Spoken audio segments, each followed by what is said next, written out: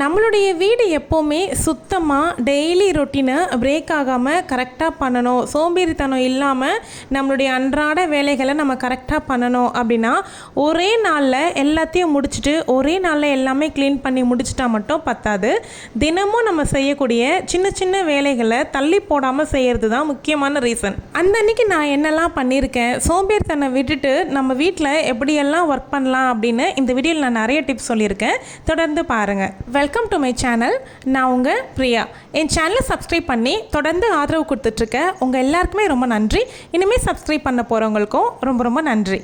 அன்றைக்கி காலையில் எழுந்ததுமே வாஷிங் மிஷினில் துணி துவைக்கிறதுக்கு போட்டிருந்தேன். பட் சில துணிகள் எல்லாமே நம்ம வாஷிங் மிஷினில் போட முடியாது, கையில் துவைக்க வேண்டியது வரும் பார்த்திங்களா.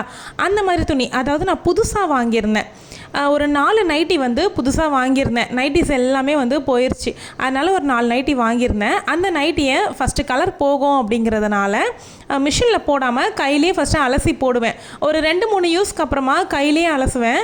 அதுக்கப்புறமாவும் கலர் போகலை அப்படின்னா மட்டும்தான் நான் மிஷினில் போட ஆரம்பிப்பேன்.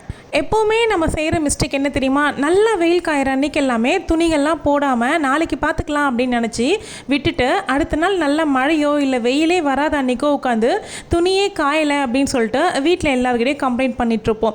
நல்ல வெயில் இருக்கும்போது இந்த வேலையெல்லாம் தள்ளி போடாமல் சோம்பேறித்தனம் பார்க்காம செஞ்சிட்டோம் அப்படின்னா நமக்கு தான் வேலை மிச்சமாகும், ஈஸியாக இருக்கும். மிஷின் துவைச்சி கொடுத்துற போது புழிஞ்சும் கொடுத்துருது. ஒரு 3 மணி நேரம் வெயிலில் போட்டு எடுத்தோம் அப்படின்னா நல்லா துணி காஞ்சிரும். எடுத்துகிட்டு வர்றது கூட முக்கியமான விஷயம் இல்லை, மடிக்கிறது தான் இதில் பிரச்சனையே. நம்ம வீட்டு மாடியில் டேம் ப்ரூஃப் போட்டோம் பார்த்திங்களா, அது நம்ம நடந்து போகும்போது வரும்பொழுது மழை பெய்யும்போது அதில் இருக்க தூசி எல்லாமே படிஞ்சு திரும்பவும் வேறு ஒரு இடத்துல செட்டில் ஆகுது. இது ஒரு 2 வீக்ஸ் ஒன்ஸ் நம்ம க்ளீன் பண்ண வேண்டியதாக இருக்குது. இதை எப்படி மெயின்டைன் பண்ணுறேன் அப்படிங்கிறத இன்னொரு நாள் வீடியோ ஷூட் பண்ணி போடுறேன்.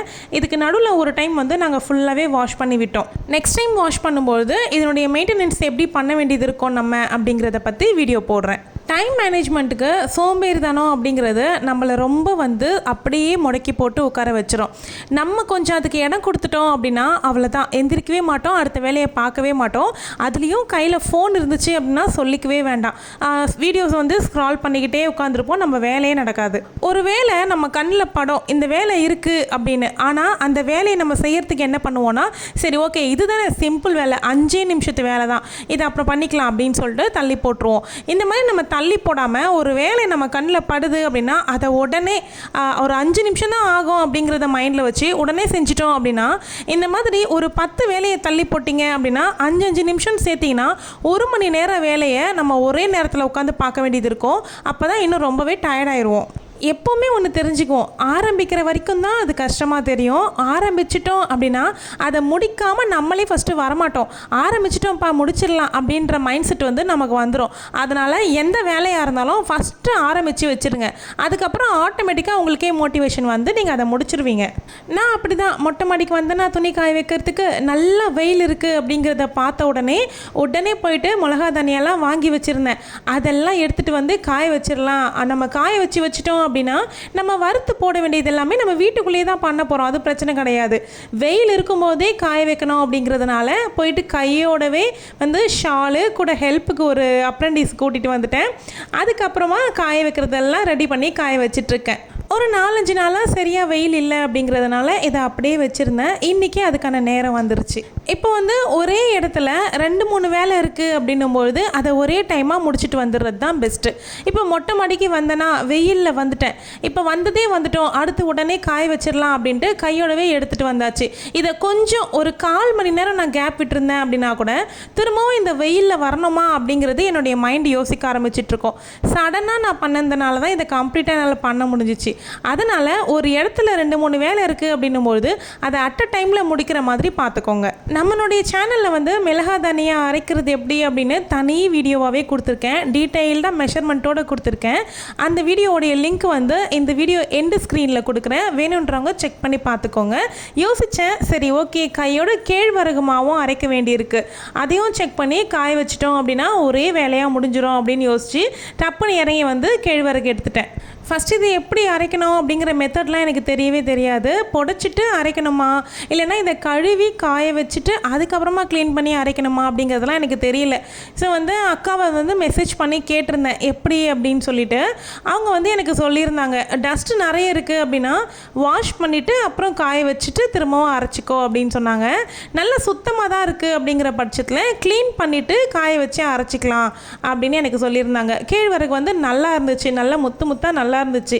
அதனால் லைட்டாக அந்த டஸ்ட்டு தூள் இதெல்லாம் ஏதாவது இருக்கும்ல, அதெல்லாம் மட்டும் முரத்தில் வச்சு புடைச்சிட்டு நல்லா காய வச்சு அதுக்கப்புறமா அரைச்சிக்கிட்டு வந்துட்டோம்.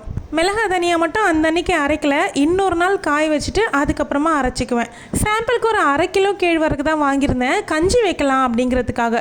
சின்ன வயசுலலாம் நான் இந்த கஞ்சி தான் குடித்து வளர்ந்துருந்தேன். எங்கள் அப்பா எனக்கு வச்சு கொடுப்பாங்க. ஸோ பசங்களுக்கு வச்சு கொடுக்கலாம் அப்படிங்கிறதுனால இதை வந்து வாங்கியிருந்தேன். இந்த வீடியோலேயே வந்து ஹெல்த்தியான கேழ்வரகு கஞ்சி செய்கிறது எப்படின்னும் காமிச்சிருக்கேன், கண்டினியூவாக பாருங்கள். நெக்ஸ்ட்டு சோம்பேறியாக உட்காந்துருக்கிறதுக்கு காரணம் என்ன தெரியுமா? எதனா ஒரு வேலையோ இல்லை ஒரு இடம் சுத்தம் பண்ணணுன்னாலோ இல்லை ஒரு இடம் டீக்ளட்டர் பண்ணணும் அப்படின்னாலோ நமக்கு அந்த மைண்ட் செட் வர வரைக்கும் நம்ம வெயிட் பண்ணுவோம். இப்போ ஒரு இடம் பார்க்குறோம், அந்த இடம் வந்து பெட்டே நீட் பண்ணுறோன்னு வச்சுக்கோங்களேன். அந்த பெட்டு நீட் பண்ணுறதுக்கு 10 தடவை அந்த ரூமுக்கு போயிட்டு கூட வருவோம். ஆனால் பண்ணணும்னு நினைப்போம், 5 நிமிஷம் தானே ஆகும் அப்புறம் பண்ணிக்கலாம் அப்படின்னு சொல்லிட்டு சில டைம்ஸ் வந்து அந்த டேவே முடிஞ்சிடும். அதனால் அப்படி பண்ணாமல் நம்ம பண்ணணும் அப்படின்னு நினச்சிட்டோம் அப்படின்னா அந்த மைண்ட் செட் வர வரைக்கும் வெயிட் பண்ணாமல் ஆரம்பிச்சிட்டோம் அப்படின்னாவே நம்ம தள்ளி போட மாட்டோம். ஃபஸ்ட்டே சொன்ன பாயிண்ட் மாதிரி தான் இதுவும். மைண்ட் செட் வரணுன்னுக்காக வெயிட் பண்ணாமல் நம்மளுடைய ரொட்டீன் இதுதான் அப்படிங்கிறத மைண்டில் போட்டுக்கிட்டு நம்ம அந்த வேலையை செஞ்சிடணும். நம்மளுடைய வேலைகளை செய்யறதுக்கு நிறைய ரூல் இருக்குது. 2 minutes rule, 5 minutes rule, 10 minutes ரூல்னு நிறைய இருக்குது. நான் ரீசெண்டாக புக்ஸ் படிச்சுட்ருக்கேன் பார்த்தீங்களா, அது மூலியமாக தான் இதெல்லாம் நான் தெரிஞ்சுக்கிறேன். உங்களுக்கு இதை பற்றிலாம் தெரிஞ்சிருக்கோம் அப்படின்னு நினைக்கிறேன். நான் தான் கொஞ்சம் லேட்டு போல் இருக்குது. இப்போ வந்து நான் ரீசெண்டாக 2 மினிட் ரூல் தான் வந்து நிறைய ஃபாலோ பண்ணிகிட்டு இருக்கேன். 2 மினிட் ரூல் பற்றி வேணும் அப்படின்னா சொல்லுங்கள், என்னோடய ஸ்டைலில் நான் வீடியோ மேக் பண்ணி உங்களுக்காக கொடுக்குறேன். வேணுன்றவங்க கமெண்ட் போடுங்க, எவ்வளோ பேர் சொல்கிறீங்களோ அதை பொறுத்து நான் வீடியோ ரெடி பண்ணுறேன். அதே மாதிரி நம்ம எல்லாருக்குமே தனிப்பட்ட முறையில் பிடிக்காத வேலை அப்படிங்கிறது கண்டிப்பாக ஏதாவது ஒன்றாவது இருக்கும். ஒரு சிலருக்கு வந்து பாத்திரம் விளக்குறது பிடிக்கவே பிடிக்காது. ஒரு சிலருக்கு வந்து சமைச்செல்லாம் முடிச்சுட்டு கிச்சனை ரீசெட் பண்ணுறதுங்கிறது பிடிக்கவே பிடிக்காது. இன்னும் சில பேருக்கு இல்லை, நிறைய பேருக்கு துணி மடித்து வைக்கிறதுங்கிறது சுத்தமாக பிடிக்கவே பிடிக்காது. எனக்கும் அந்த துணி மடிக்கிற வேலை தான் கொஞ்சம் மிஸ் ஆகும். அந்த டேயில் நெக்ஸ்ட் டே போஸ்ட்பண்ட் ஆகிற வேலையாக தான் இருக்கும். அதனாலே இப்போல்லாம் வந்து எடுத்துகிட்டு கீழே போன உடனே துணியை மடிச்சுட்டு தான் நெக்ஸ்ட் வேலைக்கு வரணும் அப்படிங்கிறத ஃபாலோ பண்ணிகிட்ருக்கேன். அந்த மாதிரி நமக்கு பிடிக்காத ஒரு வேலையை பிடிச்ச வேலையோட கனெக்ட் பண்ணிக்கோங்க. இப்போ வந்து நான் ரீசெண்டாக கற்றுக்கிட்ட விஷயம் இதுதான். இதை நான் வந்து நிறைய டைம் தெரியாமையே பண்ணிக்கிட்டு இருந்திருக்கேன். பட் இப்போ அந்த ரூல் தெரிஞ்சுக்கிட்டு நான் பண்ணிகிட்ருக்கேன். இப்போ நமக்கு வந்து பாட்டு கேட்குறதுக்கு பிடிச்சமான வேலை அப்படின்னு வச்சுக்கோங்க, இல்லைனா உட்காந்துட்டு யாரோட வீடியோ பார்க்குறது நமக்கு பிடிச்சமான வேலை அப்படின்னு வச்சுக்கோங்க. அந்த மாதிரி இருக்கும்பொழுது நமக்கு பிடிக்காத வேலை செய்யும்போது பிடிச்ச வேலையை கனெக்ட் பண்ணுங்கள். காதில் வந்து ஹெட்ஃபோனோ இல்லை இயர்பட்ஸோ போட்டுக்கிட்டு உங்களுக்கு பிடிச்ச பாட்டோ இல்லை பிடிச்சவங்களுடைய வீடியோவோ ஆன் பண்ணி விட்டுக்கிட்டு ஆட்ஸ் வந்துச்சு அப்படின்னா கூட அதை நான் போய்ட்டு வந்து ஸ்கிப் கொடுக்க மாட்டேன். அது பாட்டுக்கு அது இருக்கட்டும் காதில் அப்படின்னு சொல்லிட்டு நான் பாட்டுக்கு என் வேலையை பார்த்துக்கிட்டு இருப்பேன். போனால் ஓடிக்கிட்டு போயிட்டோம் அப்படின்னு சொல்லிட்டு. ஸோ அப்படி இருக்கும்பொழுது நம்மளுடைய வேலையும் முடிஞ்சிடும், நம்மளுடைய ஹாப்பியும் கிடைக்கும். நம்மளுக்கு வந்து வீடியோ பார்த்துட்டோம், நம்ம ஒரு வீடியோ கேட்டுக்கிட்டே ஒரு வேலை செய்யும்போது நமக்கு வந்து வேலையும் முடிஞ்சிடும், நம்ம பிடிச்ச வேலையை செஞ்சோம் அப்படிங்கிற திருப்தியும் நமக்கு இருக்கும். புரியும்னு நினைக்கிறேன். நிறைய ஹோம் மேக்கருக்கு வந்து பாட்டு கேட்டுக்கிட்டே வேலை செய்கிறது பிடிக்கும் அப்படின்னு சொல்லிட்டு நிறைய வீடியோஸில் நான் பார்த்துருக்கேன். ஸோ இப்போ வந்து நானுமே அதை ஸ்டார்ட் பண்ணிட்டேன் அப்படின்னு தான் சொல்லணும். இந்த மாதிரி நிறைய பழக்கங்கள் விஷயங்களை வந்து நான் வீடியோஸ்லாம் பார்த்து பெருசாக நான் கற்றுக்கல. நான் படிக்கிற புக்கில் இருந்து நான் நிறைய விஷயங்கள் வந்து இப்போ புதுசாக கற்றுக்கிட்டே வரேன். அப்புறம் நேற்றுக்கு நம்மளுடைய கிச்சன் வந்து எப்படி செட் பண்ணி வச்சுருக்கேன் அப்படின்னு ஒரு லாங் வீடியோ போட்டிருக்கேன். பார்க்காதவங்க நேற்று வீடியோ செக் பண்ணி பாருங்கள். அந்த வீடியோவில் ஒரு சிஸ்டர் வந்து கமெண்ட் பண்ணியிருந்தாங்க, ஒரு டப்பாவில் வந்து நான் நம்பர்ஸ் எல்லாமே பேப்பரில் எழுதி போட்டு வச்சுருப்பேன், நிறைய இருக்கும் அதில். அதை பார்த்துட்டு இது என்ன சிஸ்டர், இது எதுக்காக இப்படி போட்டு வச்சுருக்கீங்க அப்படின்னு சொல்லி கேட்டிருந்தாங்க. மேபி அவங்க வந்து நம்ம புதுசாக போடுற வீடியோஸ் மட்டும் பார்த்துருக்கவங்களா இருக்கலாம், பழைய வீடியோ பார்க்காதவங்களா இருக்கலாம். அந்த பாக்ஸில் வந்து 5 ருப்பீஸ்லேருந்து 5, 10, 15, 20, 25, 30, 35, 40, 45, 50, அதுக்கப்புறம் 75, 100 இந்த மாதிரி ஒரு கவுண்டில் நம்பர்ஸ் வந்து எழுதி போட்டு வச்சுருப்பேன். ஒரு 5 ருப்பீஸுங்கிறது ஒரு 30 ஷீட்ஸ் எழுதி போட்டிருப்பேன், 100 ருப்பீஸுங்கிறது ஒரு 15 ஷீட்ஸ் எழுதி போட்டிருப்பேன். அந்த மாதிரி நிறைய சீட் வந்து எழுதியிருப்போம். தினமும் நான் என்னுடைய 2 பசங்க வந்து அதில் இருந்து கண்ணை மூடிக்கிட்டு ஒரு சீட்டு எடுப்போம். அதில் என்ன நம்பர் வருதோ அந்த அமௌண்ட்டை வந்து எங்களுடைய உண்டியெல்லாம் நாங்கள் போட்டுக்குவோம். லாஸ்ட் 2 இயர்ஸாக இந்த மெத்தட் தான் வந்து என்னுடைய பசங்க ஃபாலோ பண்ணிக்கிட்டு வராங்க.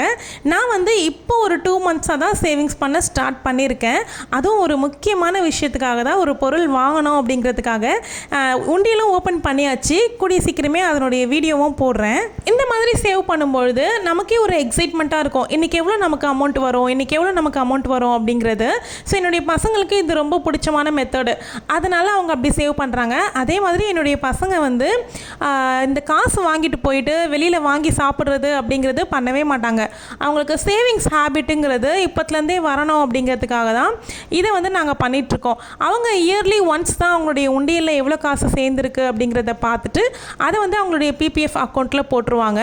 அது 5,000 6,000 எவ்வளோ இருந்தாலும் அந்த அக்கௌண்ட்டுக்கு போயிடும். அதில் வந்து ஒரு 5 ரூபீஸ் கூட எடுத்துகிட்டு ஒரு சாக்லேட் கூட வாங்கிட்டுமா அப்படின்னு சொல்லிட்டு அவங்க வந்து அதை ஆசையே பட மாட்டாங்க. அந்த அமௌண்ட் வந்து ஃப்யூச்சருக்காக அப்படிங்கிறதுல அவங்க ரொம்ப கரெக்டாக இருக்காங்க.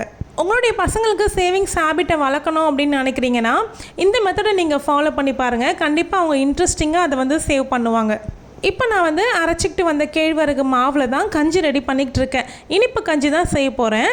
இனிப்பு சாப்பிடக்கூடாது அப்படின்றவங்க உப்பு போட்டு கூட இந்த கஞ்சி ரெடி பண்ணி குடிக்கலாம். அன்றைக்கி ஈவினிங் வந்து நான் செஞ்சுருந்தேன். ஒரு 2 ஸ்பூன் அளவுக்கு கேழ்வரகு மாவு எடுத்துக்கிட்டு ஃபஸ்ட்டு கட்டி இல்லாமல் லைட்டாக தண்ணி ஊற்றி கரைச்சி வச்சுக்கணும். அப்புறம் இன்னொரு பாத்திரத்தில் 2 டம்ளர் அளவுக்கு தண்ணி ஊற்றி நல்லா கொதிக்கணும். சலசலன்னு கொதிக்க ஆரம்பித்ததுக்கப்புறமா கரைச்சி வச்சுருக்க கேழ்வரகு மாவை அதில் கலரிக்கிட்டே ஊற்றணும். அது நல்லா பொங்கி வந்து கேழ்வரகு நல்லா வேக வேக வேக நல்லா வந்து கெட்டியாக மாறிடும். சும்மா ஒரே ஒரு சிட்டிக்கு அளவுக்கு உப்பு மட்டும் போட்டுக்கோங்க. அதில் ஒரு டேஸ்ட் வந்து என்ஹான்ஸ் பண்ணி கொடுக்கும் அப்படிங்கிறதுக்காக தான். ஏலக்காய் வேணும் அப்படின்னாலும் நீங்கள் போட்டுக்கலாம். சில பேர் வந்து இதில் சுக்கு பொடி கூட போட்டு சாப்பிடுவாங்க. இது நல்லா வெந்து கெட்டியாகி வந்ததுக்கப்புறமா நம்ம ஒரு 3/4 டம்ளர் அளவுக்கு பால் ஆட் பண்ணிக்கலாம். பால் இல்லாமே குடிக்கலாம், பட் குழந்தைங்களுக்கு கொடுக்குறோம் அப்படிங்கிறதுனால பால் சேர்த்துக்கிட்டா இன்னும் டேஸ்ட்டு நல்லாயிருக்கும். அது ஒரு 2 நிமிஷம் நல்லா கொதிச்சதுக்கப்புறமா டம்ளரில் வந்து அளவுக்கு ஏற்ற மாதிரி சுகர் வந்து சேர்த்துக்கோங்க. நான் ஃபஸ்ட்டு இப்போ தான் பசங்களுக்கு கொடுக்குறேன் அப்படிங்கிறதுனால ஒயிட் சுகர் கலந்து கொடுத்துக்கிட்டேன், டேஸ்ட்டு பிடிக்க வைக்கணும் அப்படிங்கிறதுக்காக. அப்புறம் ப்ரௌன் சுகர் அவங்களுக்கு வந்து ஆட் பண்ணிக்கலாம். பசங்களுக்கும் ரொம்பவே பிடிச்சிருந்துச்சு. டேஸ்ட் நல்லா இருக்குமா, எங்களுக்கு டெய்லி இதுவே கொடுங்க அப்படின்னு சொல்லி கேட்டிருந்தாங்க. ஓகேப்பா, மிஷன் கம்ப்ளீட்டட் அப்படின்னு நினச்சிக்கிட்டு டெய்லி உங்களுக்கு இதே கொடுத்துட்றேன் அப்படின்னு சொல்லிட்டு முடிவு பண்ணிட்டேன். பட் டெய்லி குடிக்கிறது வந்து நல்லதா இல்லை கோல்ட் ஆகுமா அப்படிங்கிறது எனக்கு தெரியல. உங்களில் யாருக்காவது தெரியும் அப்படின்னா கமெண்ட்டில் சொல்லுங்கள். குடித்ததுமே அப்படியே எனக்கு வந்து சின்ன வயசு ஞாபகம் வந்துச்சு. எங்கள் அப்பா எனக்கு செஞ்சு கொடுக்குற ஞாபகம் வந்துச்சு. நெக்ஸ்ட் உங்களுக்கு எந்த மாதிரியான வீடியோஸ்லாம் வேணும் அப்படிங்கிறது சில ஐடியாஸ் வந்து எனக்கு கமெண்ட்டில் ஷேர் பண்ணுங்கள். நான் அந்த மாதிரி வீடியோஸ் வந்து மேக் பண்ணுறேன். அதே மாதிரி 2 மினிட்ஸ் ரூல் பற்றி வேணும் அப்படின்னா சொல்லுங்கள், அதுவுமே நான் வீடியோ ரெடி பண்ணி தரேன். மிளகாத்தூள் அரைக்கிற வீடியோ எண்டு ஸ்க்ரீனில் வைக்கிறேன், வேணுன்றவங்க கிளிக் பண்ணி பார்த்துக்கோங்க. இந்த வீடியோ இதோட முடிஞ்சிருச்சு. வீடியோ பிடிச்சிருந்தா வீடியோ லைக் பண்ணிக்கோங்க, ஹை பாயிண்ட்ஸ் கொடுங்க. 25,000 சப்ஸ்கிரைபர்ஸ் ரீச் ஆகிறதுக்கு இன்னும் கொஞ்சம் தூரம் தான் இருக்குது. நீங்கள் எல்லோரும் சப்போர்ட் பண்ணிங்க அப்படின்னா கண்டிப்பாக நம்ம என்ஜாய் பண்ணி கொண்டாடலாம். மறக்காமல் சப்ஸ்கிரைப் பண்ணிடுங்க, கமெண்ட்டும் பண்ணிடுங்க. தேங்க்யூ.